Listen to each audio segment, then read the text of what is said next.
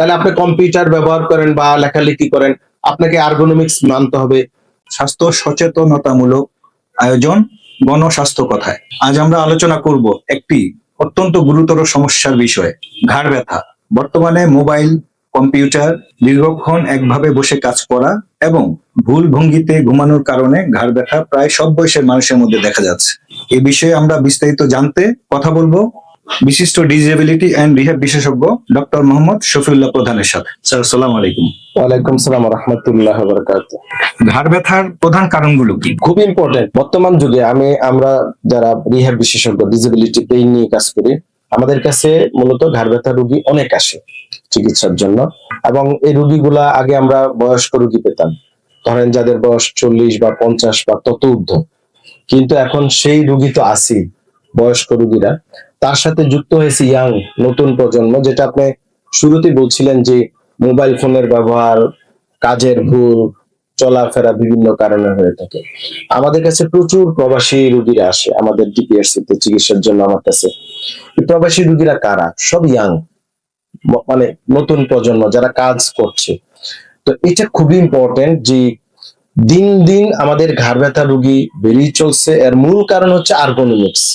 আমি কথাটা প্রায়ই বলি বিভিন্ন পত্রপত্রিকায় বা বিভিন্ন আপনাদের সাক্ষাৎকারে, যে আর্গোনমিক্যাল প্রবলেম। আর্গোনমিক্স মানে হচ্ছে কাজের ভুল। জি। ধরেন আপনি খাবার ভুল খেলে যেমন সমস্যা হতে পারে, ভুল আইনে চললে আপনার যেমন জেল জরিমানা হতে পারে, তদ্রুপ এই কাজের যদি ভুল হয়, আপনি তো কাজ করবেন। ধরেন আমি একজন চিকিৎসক, আমার কাজের পদ্ধতি আছে। একজন শ্রমিক, তার কাজের পদ্ধতি আছে। একজন প্রবাসী বা একজন ডেস্ক জব ওয়ার্কার, কম্পিউটারে কাজ করে বসে বসে, কাজের নিয়ম আছে। এই যে আর্গোনমিক্যাল ভুল, ধরেন টেবিলের হাইট, কম্পিউটারের হাইট, তারপরে পজিশন। যেমন আমাদের মা বোনরা গ্রামে পাক শাকের কাজ করে বা কাপড় কাচা বা তার পারিবারিক অনেক কাজ করতে হয়, কি করে সামনে ঝুঁকে ঘাড় দীর্ঘ সময় করতেই আছে, দীর্ঘ সময় করতেছে। এই যে দীর্ঘ সময় করার কারণে ঘাড়ের বিভিন্ন ইনজুরি হয়, এটা রোগীরা জানে না। যখন ব্যথা হয় আমাদের কাছে আসে, আমরা অ্যাসেস করি, ডায়াগনোসিস করি, বিভিন্ন টেস্ট প্রয়োজনে করে বলি আপনার ঘাড়ে ডিস্ক প্রলাপস হয়েছে বা নার্ভ শুকিয়ে গিয়েছে বা মাংস বেড়ে গিয়েছে, যে বুঝিয়ে বলি। কিন্তু এই যে কজটা হচ্ছে কাজের সমস্যা। মানে আমাদের প্রত্যেকটা প্রফেশনে, সেটা একেবারে কৃষক হোক, শ্রমিক হোক, মন্ত্রী হোক, মিনিস্টার হোক, সবার কাজের ল জানতে হবে, শোয়ার ল জানতে হবে, বালিশের ব্যবহার জানতে হবে, মোবাইল ফোনের ব্যবহার জানতে হবে।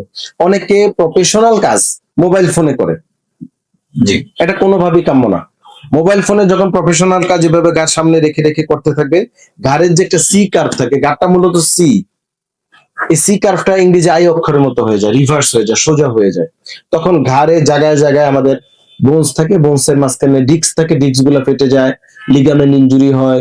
হ্যাঁ, অনেক মানে ওয়ান টাইপ অফ ট্রমা, বারবার ট্রমার কারণে এই প্রবলেম গুলা দেখা দিতে পারে। তো তাছাড়া বয়সজনিত বিভিন্ন, যেমন আপনার স্পন্ডাইলোসিস, হাড় ক্ষয়জনিত সমস্যা, আঘাতজনিত সমস্যা। ধরেন একজনের শরীরের ওজন নিতে পারে সে 40 কেজি, সে নিচ্ছে 80 কেজি, বা একটা বস্তা টান দিল হুট করে, বা একটা বালতি টান দিল, সে কিন্তু অভ্যস্ত না, তখনই ঘাড়ে বিভিন্ন ইনজুরি হতে পারে। তাছাড়া বিভিন্ন নন কমিউনিকেবল ডিজিজ, বিভিন্ন অন্যান্য আর্থ্রাইটিস, যেমন অ্যানকাইলোজিং স্পন্ডিলাইটিস, ভিটামিন ডি এর ডেফিসিয়েন্সি, তারপরে কিছু প্যাথোলজি যেমন ক্যান্সার বা অন্যান্য কারণেও ঘাড়ের সমস্যা হতে পারে। অনেক সময় মাথার সমস্যা, মাথায় প্রবলেম থাকলে ঘাড়ে হতে পারে। অনেক সময় চোখের প্রবলেম থাকলে ঘাড়ে হতে পারে। অনেক সময় হাই প্রেসার জনিত, মানে কার্ডিওভাস্কুলার প্রবলেম থেকেও ঘাড় ব্যথা হতে পারে। অনেক সময় অ্যাংজাইটি, ধরেন কোনো রোগ নাই, কিছুই নাই, ঘাড় ব্যথা যাচ্ছে না, বিকজ সে অ্যাংজাইটিতে ভুগছে, মানসিক সমস্যা, ঠিক মতো ঘুমাচ্ছে না। এই সকল কারণে ঘাড় ব্যথা হতে পারে। ঘাড় ব্যথা থেকে বাঁচতে কি করণীয়? সিম্পল, যে আমরা যে সমস্যাগুলো সবচেয়ে বেশি পাচ্ছি সেটা হচ্ছে আর্গোনমিক্যাল। এই আমি ইতিপূর্বে কারণ বলেছি, মানে আপনার প্রত্যেকটা প্রফেশনাল তার কাজটা জেনে নিতে হবে যে কিভাবে সে তার কাজটা করবে। ধরেন আপনি একজন ডেস্ক জব ওয়ার্কার, তাহলে আপনি কম্পিউটার ব্যবহার করেন বা লেখালেখি করেন, আপনাকে আর্গোনমিক্স মানতে হবে। টেবিলের হাইট, বসার হাইট, এগুলা মেরুদণ্ডটা সোজা হয়ে বসতে হবে। আমরা পাশাপাশি কিছু স্ট্রেচিং করতে বলি বসে বসে, এটা প্রচুর ভিডিও আমার ইউটিউব ফেসবুকেও দেয়া আছে। স্ট্রেচিং গুলা করতে হবে, একটা জায়গায় টানা বসে থাকা যাবে না, বা একই কাজ একটানা করা যাবে না, কাজের ফাঁকে ফাঁকে অবস্থান চেঞ্জ করতে হবে, পাতলা বালিশ সবসময় ব্যবহার করতে হবে, মোবাইল ফোনের ভুল ব্যবহার মানে সামনে ঝুঁকে মোবাইল ফোন ব্যবহার এগুলা কমাতে হবে, এবং পর্যাপ্ত ওয়ার্কিং আওয়ারে পানি খেতে হবে। প্রয়োজনে আপনার বিশেষজ্ঞ চিকিৎসকের শরণাপন্ন হতে পারে। আপনাদের ডিপিআরসি ঘাড় ব্যথার চিকিৎসা পদ্ধতি সম্পর্কে বলুন। ধন্যবাদ। আসলে ঘাড় ব্যথার কারণ হচ্ছে ইম্পর্টেন্ট। আমরা যখন রোগীরা আসে সবার আগে রোগ ডায়াগনোসিস করি যে হোয়াট ইজ দ্য কজ, কি কারণ হয়েছে, এটা কি বসার কারণে, মোবাইল ফোনের কারণে, বা আঘাতের কারণে, বা রোগীর হিস্ট্রি নেই, what is the cause. Exact cause যখন আমরা আইডেন্টিফাই করতে পারি তখন আমরা প্রাইমারিলি কনজারভেটিভ বিভিন্ন এক্সারসাইজ, কিছু ঔষধ, নিয়ম কানুন এগুলো আমরা দিয়ে থাকি। কিছু রোগীর ক্ষেত্রে অনেক সময় সার্জারি প্রয়োজন হয়, আমরা রেফার করি সার্জনের কাছে।